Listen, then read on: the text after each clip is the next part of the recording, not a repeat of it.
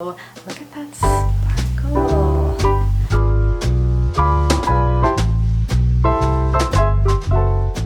Hey guys, and welcome to my channel. And if this is your first time here, my name is Tamara.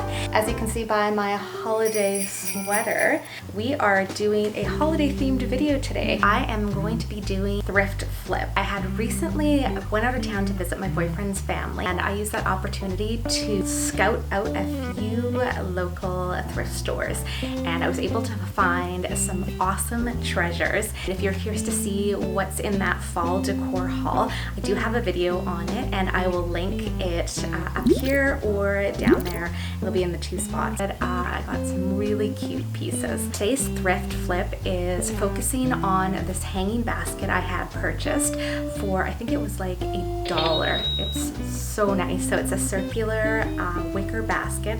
I'll insert a photo, and I'm really excited to create a holiday door wreath by using all of our holiday decor from last year. So we just pulled that up from storage. Decompress. Is that what I'm trying to say? Deconstruct all of the decorations that I can pull apart and make this door wreath. And if you're curious to see how I did it, stay tuned because I'm going to show you. So this is all the stuff that I have from last year that I've just pulled out. I've got some wreaths that I had made last year. Pull these apart and add them to the basket. I'm just going to piece it together with the new wreath.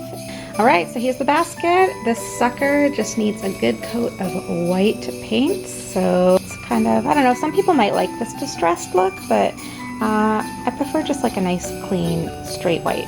I'm gonna go with this Painter's Touch Rust-Oleum. Indoor, outdoor durability, so it's good for metal, wood, plastics, and more. It's fast drying. I like that. I usually just can get away with like one, maybe two coat, and this is what I'm gonna go ahead and use.